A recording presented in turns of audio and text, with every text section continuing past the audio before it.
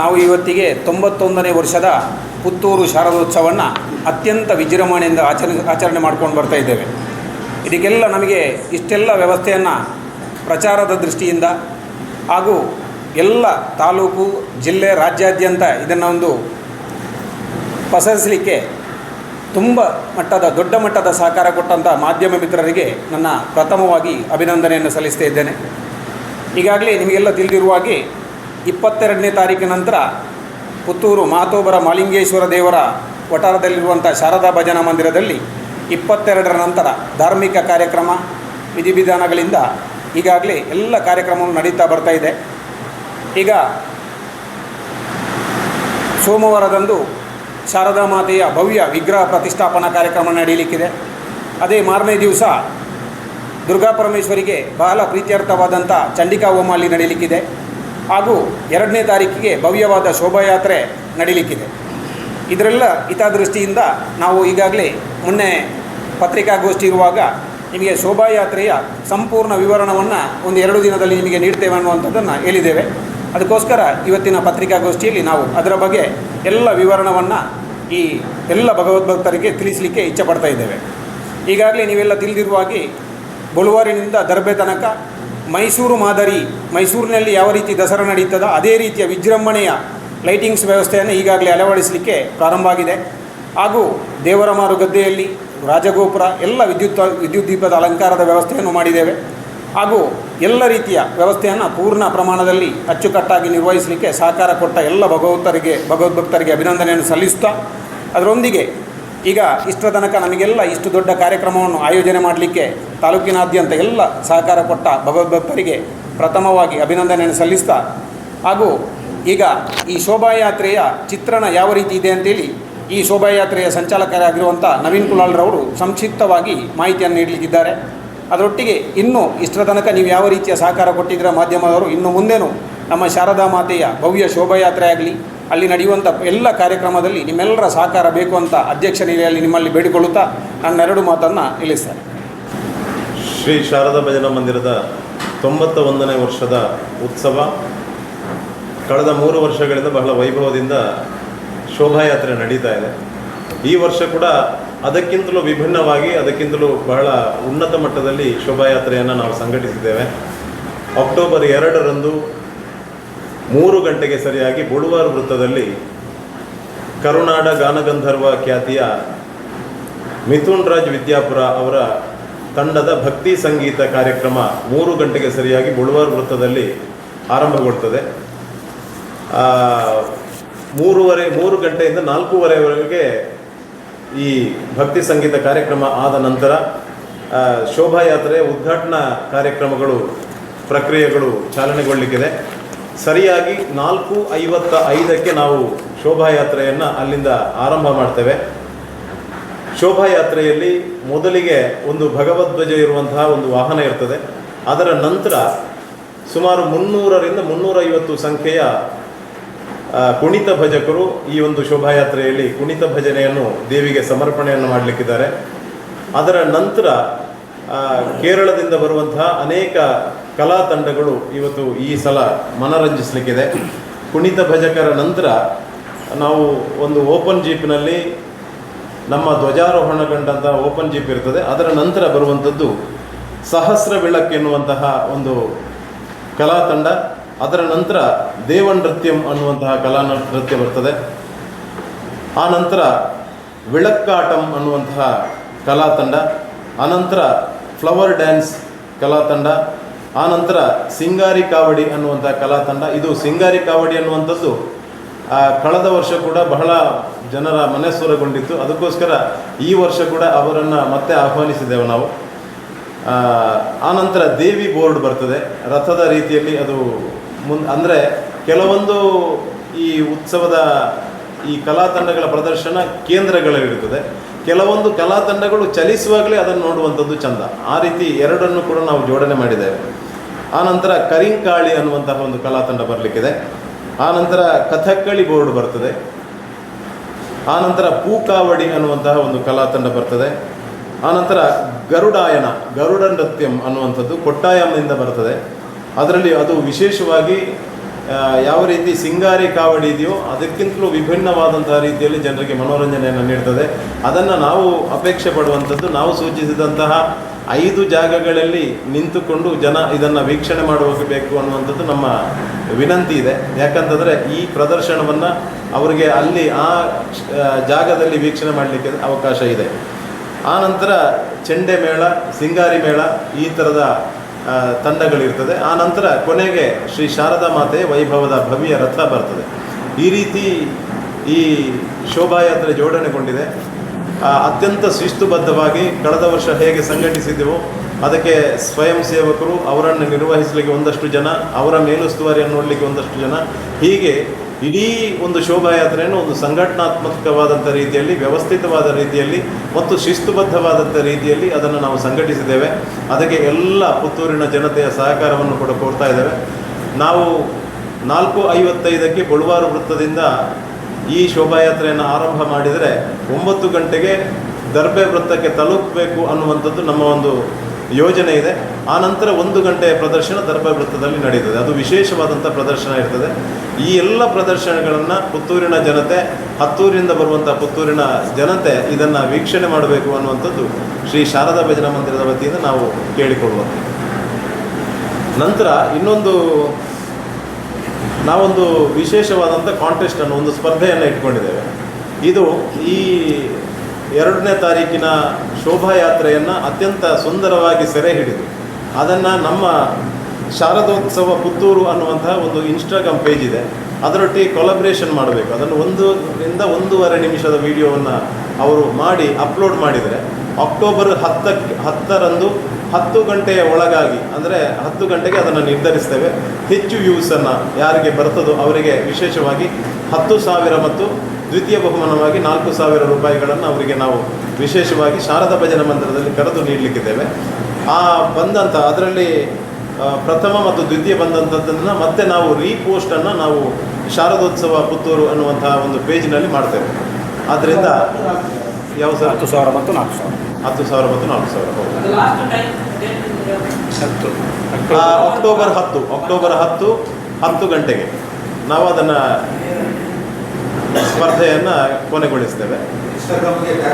ಹೌದು, ನಮ್ಮ ಉತ್ಸವ ಶಾರದೋತ್ಸವ ಪುತ್ತೂರು ಅನ್ನುವಂತಹ ಪೇಜ್ ಇದೆ, ಅದರೊಟ್ಟಿಗೆ ಟ್ಯಾಗ್ ಮಾಡಬೇಕು. ಹೌದು ಹೌದು. ಮತ್ತೆ ಅದನ್ನು ಯಾರು ಫಸ್ಟ್ ಸೆಕೆಂಡ್ ಅಂತ ನೋಡಿ ನಾವು ರೀಪೋಸ್ಟ್ ಮಾಡ್ತೇವೆ. ಶಾರದೋತ್ಸವ ಪುತ್ತೂರು ಇನ್ಸ್ಟಾಗ್ರಾಮ್.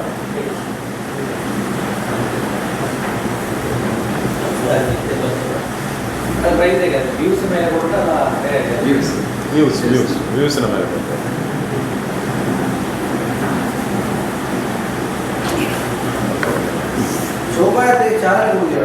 ಶೋಭಾಯಾತ್ರೆಗೆ ಚಾಲನೆ ಕೊಡಲಿಕ್ಕೆ ಈಗ ಶಾರದಾ ಮಾತೆಯ ಭವ್ಯ ವಿಗ್ರಹಕ್ಕೆ ಮಾನ್ಯ ಶಾಸಕರಾದ ಅಶೋಕ್ ಕುಮಾರ್ ರೈ ಪುಷ್ಪಾರ್ಚನೆ ಮಾಡ್ತಾರೆ. ಶೋಭಾಯಾತ್ರೆಗೆ ಚಾಲನೆಯನ್ನು ಮಾಜಿ ಸಂಸದರು, ಭಾರತೀಯ ಜನತಾ ಪಾರ್ಟಿಯ ರಾಜ್ಯಾಧ್ಯಕ್ಷರಾದಂಥ ನಳಿನ್ ಕುಮಾರ್ ಕಟೀಲ್ರವರು ಚಾಲನೆ ಮಾಡ್ತಾರೆ.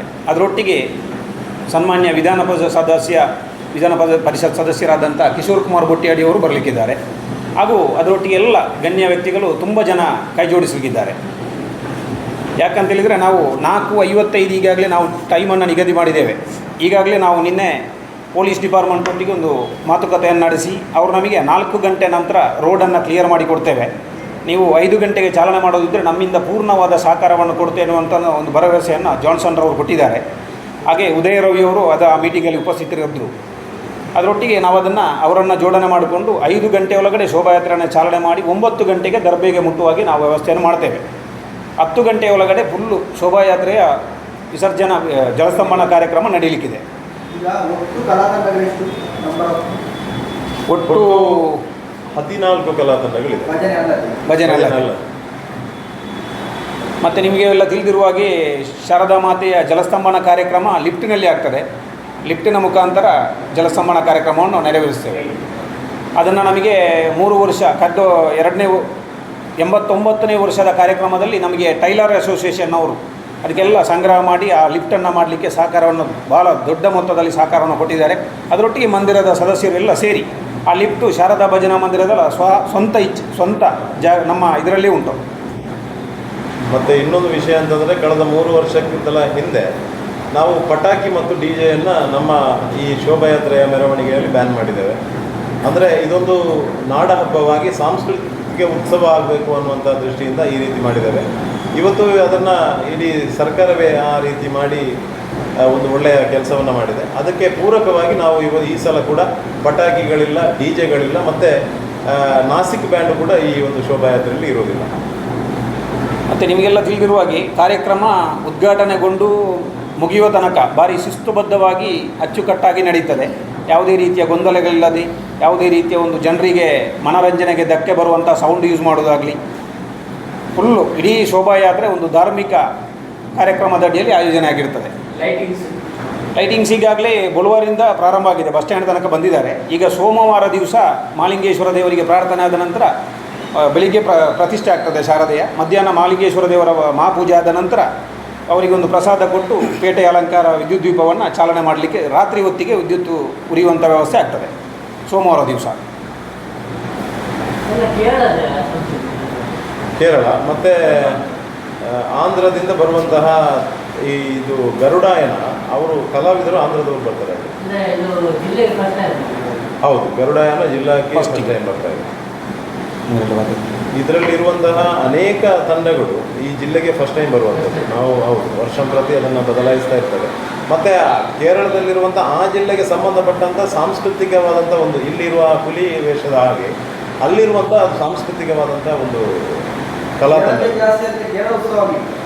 ಇಲ್ಲ ಇಲ್ಲ ಇಲ್ಲ ಕೇರಳ ಉತ್ಸವ ಆಗಲಿಕ್ಕೆ ನಾವು ಬಿಡುವುದಿಲ್ಲ, ಕರ್ನಾಟಕದವರಲ್ಲ. ನಮ್ಮ ಹತ್ತಿರದಲ್ಲಿರುವ ಅದಕ್ಕೆ ನಾವು ಅದು ಮಿಕ್ಸ್ ಆಗಬಾರ್ದು ಅಂತ ಭಜನೆ ಇಟ್ಟದ್ದು. ಅದೆಲ್ಲ ಆಗಿದೆ, ಅದೆಲ್ಲ ಆಗಿದೆ. 2 ವರ್ಷ ಅದನ್ನು ಮಾಡಿದ್ದಾರೆ. ಈಗ ಕೇರಳ ನೆಕ್ಸ್ಟ್ ಮತ್ತೆ ಹತ್ತಿರದಲ್ಲಿರುವಂತಹ ರಾಜ್ಯಗಳನ್ನು ನೋಡಬೇಕು. ವಿವಿಧತೆಯಲ್ಲಿ ಹೌದು. ಅಲ್ಲ, ಮತ್ತೊಂದು ಈ ಕಾರ್ಯಕ್ರಮದಲ್ಲಿ ಯಾರನ್ನು ಆಕ್ರಮಿಸಲಿಕ್ಕೆ ನಾವು ಬಿಡುವುದಿಲ್ಲ. ಅದು ನಮ್ಮದೇ ಆದಂಥ ಒಂದು ಚಿತ್ರಣ ಇರ್ತದೆ. ಹೌದು ಹೌದು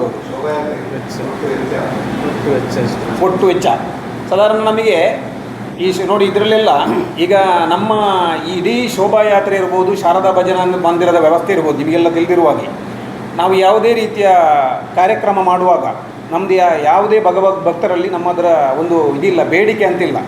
ಅವರಾಗಿ ಬಂದು ಶಾರದಾ ಮಾತೆ ಹತ್ರ ಬಂದು ಅನ್ನದಾನಕ್ಕೆ ಅಥವಾ ಏನಾದರೂ ಸೇವೆ ಕೊಡುವುದಿದ್ದರೆ ಕೊಡ್ಬೋದು. ಮತ್ತು ನಾವು ಇಂತಿಷ್ಟೇ ಕೊಡಿ ಅಥವಾ ಈ ರೀತಿ ಕೊಡಿ ಅನ್ನುವಂಥದ್ದು ಇಷ್ಟರ ತನಕ ನಾವು ಮಾಡಲಿಲ್ಲ. ಇಡೀ ಕಾರ್ಯಕ್ರಮದ ನಮಗೆ 22ನೇ ತಾರೀಕಿನ ನಂತರ 2ನೇ ತಾರೀಕು ಸಾಯಂಕಾಲ ತನಕ ನಮ್ಮ ಇಡೀ ಕಾರ್ಯಕ್ರಮದ ವೆಚ್ಚ ಒಂದು 23ರಿಂದ 24 ಲಕ್ಷ ರೂಪಾಯಿ ಖರ್ಚಿದೆ. ಇದರಲ್ಲಿ ಕೆಲವೊಂದು ಸಂದರ್ಭ ಅಂತೂ ಸ್ವಲ್ಪ ದೇಣಿಗೆ ಬರಬಹುದು. ಮತ್ತೆಲ್ಲ ಇದರಲ್ಲಿ ಯಾವುದೇ ಕಾರ್ಯಕ್ರಮ ನೋಡಿ, ಎಲ್ಲ ಕಲಾ ತಂಡಗಳು ಏನಿದ್ದರೂ ಇದರಲ್ಲಿ ಯಾವುದೇ ರೀತಿಯ ಒಂದು ದೇವಿಗೆ ಎಂಥ ಅರಿಕೆ ರೂಪದಲ್ಲಿ ಆಗುವಂಥದ್ದು ಯಾವುದಿಲ್ಲ. ಎಲ್ಲ ಅವರಿಗೆ ಪೇಮೆಂಟ್ ಕೊಟ್ಟೆ ಅವ್ರನ್ನ ಕರೆಸುವಂಥದ್ದು ಹೆಚ್ಚಿನ. ಮತ್ತು ನೋಡಿ ಈಗ ಟ್ಯಾಬ್ಲೋ ಇಲ್ಲ, ಎಲ್ಲ ನಾವೆಲ್ಲ ಅದನ್ನು ಅವರಿಗೆ ಏನು ಪೇಮೆಂಟ್ ಕೊಡಬೇಕು ಅದನ್ನು ಕೊಟ್ಟು ನಾವು ಕರೆಸಿ ಮಾಡುವಂಥದ್ದು. ದೇವಿಯ ಫೋಟೋ ರಥದ ಯಾವುದು ದೇವಿಯ ಫೋಟೋ ಬರ್ತದೆ, ಹೌದು, ಅದು ರಥದ ಚಿತ್ರಣ ಬಂದಿದೆ ಉದ್ಘಾಟನೆಯ ರೀತಿ ಅಂತ ರಥದ ಆಕೃತಿ ಅಂದರೆ ಅದಕ್ಕಿಂತ ಮುಂದೆ ಒಂದು ಹೇಳಿದ್ರಲ್ಲ ಭಾರತ್ ಮಾತೆ, ಅದು ಧ್ವಜಾರೋಹಣ. ಅದು ಧ್ವಜಾರೋಹಣಗೊಂಡಂಥ ಓಪನ್ ಜೀಪ್ ಇರ್ತದೆ. ಓಪನ್ ಹೌದು, ಅದರಲ್ಲಿ ಮಾಲಿಂಗೇಶ್ವರ ದೇವರ ಒಂದು ಫೋಟೋ ಇರ್ತದೆ, ಹಿಂದೆ ಭಗವದ್ಧ್ವಜದ ಧ್ವಜಾರೋಹಣ.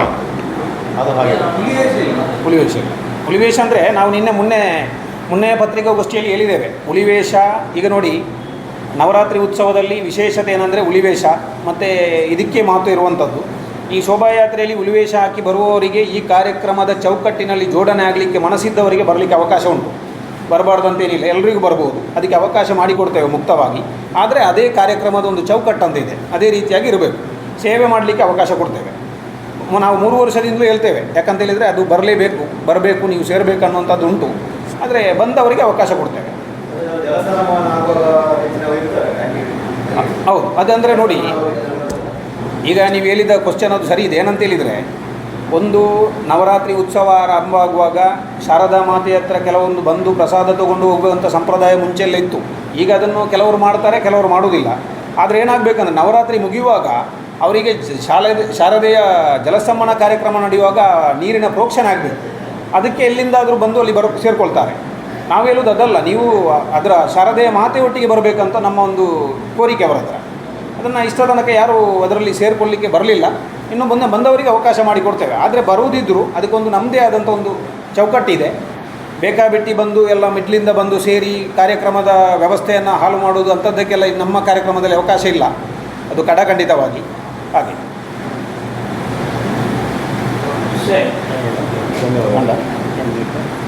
ಈಗಾಗಲೇ ನಮ್ಮ ಅಧ್ಯಕ್ಷರು ಹೇಳಿದ ಹಾಗೆ ಮುಖ್ಯವಾಗಿ ನಮ್ಮ ಈ ಶಾರದಾ ಮೆರವಣಿಗೆಯು ಕಳೆದ 2 ವರ್ಷಗಳಿಂದ ಇನ್ನಷ್ಟು ವೈಭವಯುತವಾಗಿ ನಡೆಯುತ್ತಾ ಇದೆ. ಎಲ್ಲ ಭಕ್ತರಲ್ಲಿ ನಮ್ಮ ಸಮಿತಿಯ ಪರವಾಗಿ ಕೇಳಿಕೊಳ್ಳುವುದೇನೆಂದು ಹೇಳಿದರೆ, ಎಲ್ಲರೂ ಬಂದು ದೇವರ ದರ್ಶನ ಪಡೆದುಕೊಳ್ಳಬೇಕು ಮತ್ತು ಆಶೀರ್ವಾದ ಪಡೆದುಕೊಂಡು ಪ್ರಸಾದ ಸ್ವೀಕರಿಸಬೇಕು.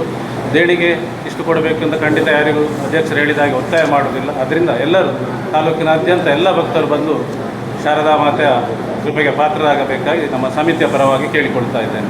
ಅದೇ ರೀತಿ ಈ ಶೋಭಾಯಾತ್ರೆ ಈಗಾಗಲೇ ಹೇಳಿದ್ದಾರೆ, ಕಳೆದ 2 ವರ್ಷಗಳಿಂದ ನಮ್ಮ ಸರ್ಕಾರ ಈ ವರ್ಷ ನಮ್ಮ ಈ DJ ಮ್ಯೂಸಿಕ್ಕನ್ನು ನಿಷೇಧ ಮಾಡಿದ್ದಾರೆ. ಆದರೆ ಅದಕ್ಕಿಂತ ಮೊದಲೇ 2 ವರ್ಷಗಳ ಮೊದಲೇ ನಮ್ಮ ಸಮಿತಿಯ ಅಧ್ಯಕ್ಷರು ಮತ್ತು ಪದಾಧಿಕಾರಿಗಳ ಒಂದು ಚಿಂತನೆಯಿಂದ DJ ಮ್ಯೂಸಿಕ್ ಅಂತ ಅಬ್ಬರದ ಕರ್ಕಶದ ಮ್ಯೂಸಿಕ್ ಇಲ್ಲದೆ ಸಹ ಒಂದು ಶೋಭಾಯಾತ್ರೆಯನ್ನು ಭವ್ಯವಾಗಿ ನಡೆಸಬಹುದು ಅಂತ ತೋರಿಸಿಕೊಟ್ಟಿದ್ದಾರೆ.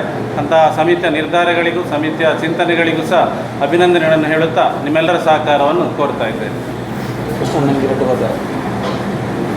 91 ವರ್ಷಗಳ ಇತಿಹಾಸ ಇರುವಂತಹ ಮಾಲಿಂಗೇಶ್ವರ ದೇವಸ್ಥಾನದ ವಠಾರದಲ್ಲಿರುವಂತಹ ಶಾರದಾ ಭಜನಾ ಮಂದಿರದಲ್ಲಿ 91ನೇ ವರ್ಷದ ಶಾರದೋತ್ಸವ ನಡೆಯಲಿಕ್ಕಿದೆ. ಈ ಶಾರದೋತ್ಸವ ಕಾರ್ಯಕ್ರಮದಲ್ಲಿ ಎಲ್ಲ ಭಗವದ್ಭಕ್ತರ ಸಹಕಾರದಿಂದ ಹಾಗೂ ಮಾಲಿಂಗೇಶ್ವರ ದೇವಸ್ಥಾನದ ಆಡಳಿತ ಮಂಡಳಿಯ ಸಹಕಾರದಿಂದಲೂ ಕೂಡ ಈ ಕಾರ್ಯಕ್ರಮ ನಡೆಯಲಿಕ್ಕಿದೆ. ಅದೇ ರೀತಿ 2ನೇ ತಾರೀಕಿಗೆ ಬೃಹತ್ ಶೋಭಾಯಾತ್ರೆ ಅಂದರೆ ಪುತ್ತೂರು ದಸರಾ ಅಂತ ಹೇಳುವಂಥ ಒಂದು ಪ್ರಸಿದ್ಧಿ ಪಡೆಯುವಂಥ ಒಂದು ಶೋಭಾಯಾತ್ರೆಯನ್ನು ಸಹ ಆಯೋಜಿಸಿದ್ದಾರೆ. ಈ ಶೋಭಾಯಾತ್ರೆಯಲ್ಲಿ ಈಗಾಗಲೇ ಹೇಳಿದ ಹಾಗೆ ಹಲವು ತಂಡಗಳು ಭಾಗವಹಿಸಲಿಕ್ಕಿದೆ. ಅದೇ ರೀತಿ ಈ ಶೋಭಾಯಾತ್ರೆಯಲ್ಲಿ DJ ಪಟಾಕಿ ಎಲ್ಲ ನಿಷೇಧ ಮಾಡಲಾಗಿದೆ. ಅದೇ ರೀತಿ ಎಲ್ಲ ಭಗವದ್ಭಕ್ತರು ಭಕ್ತಾಭಿಮಾನಿಗಳು ಈ ಶೋಭಾಯಾತ್ರೆಯಲ್ಲಿ ಬಂದು ಸಹಕರಿಸಬೇಕಾಗಿ, ತುನುಮನಗಳಿಂದ ದನಗಳಿಂದ ಸಹಕರಿಸಬೇಕಾಗಿ ನಾವು ಇನ್ನೊಮ್ಮೆ ಕೋರಿಕೊಳ್ತಾ ಇದ್ದೇವೆ. ಮತ್ತೊಂದು ವಿಚಾರ ನಿಮಗೆ ಮೊನ್ನೆನೂ ಹೇಳಿದ್ದೇನೆ, ನಮಗೆ ಈ ಶಾರದೋತ್ಸವ ನಡೀಲಿಕ್ಕೆ ಮಾಲಿಂಗೇಶ್ವರ ದೇವಸ್ಥಾನದ ವ್ಯವಸ್ಥಾಪನಾ ಸಮಿತಿಯ ಪೂರ್ಣ ಪ್ರಮಾಣದ ಸಹಕಾರವನ್ನು ನಮಗೆ ಕೊಟ್ಟಿದ್ದಾರೆ. ಅಂದರೆ ಅದನ್ನು ಮಾತಲ್ಲಿ ಹೇಳಲಿಕ್ಕೆ ಹೊರಡಿಲ್ಲ. ಆ ರೀತಿಯ ಸಹಕಾರ ಕೊಟ್ಟು ನಮಗೆ ನೀವು ಎಂಥ ಕಾರ್ಯಕ್ರಮ ಮಾಡೋದಿದ್ದರೂ ಅಚ್ಚುಕಟ್ಟಾಗಿ ಎಷ್ಟು ವಿಜೃಂಭಣೆಯನ್ನು ಮಾಡೋದಿದ್ದರೂ ಪೂರ್ಣ ಪ್ರಮಾಣದ ಸಹಕಾರವನ್ನು ಕೊಡುತ್ತೆ ಅನ್ನುವಂಥದ್ದನ್ನು ಮಾನ್ಯ ಶಾಸಕರು ಹೇಳಿದ್ದಾರೆ, ಪಂಜುಗುಡ್ಡ ಈಶ್ವರ ಭಟ್ರು. ಅದಕ್ಕೆ ಮಾಲಿಂಗೇಶ್ವರ ದೇವರಿಗೆ ಹಾಗೆ ಆ ವ್ಯವಸ್ಥಾಪನಾ ಸಮಿತಿಗೆ ದೊಡ್ಡ ಮಟ್ಟದ ಅಭಿನಂದನೆ.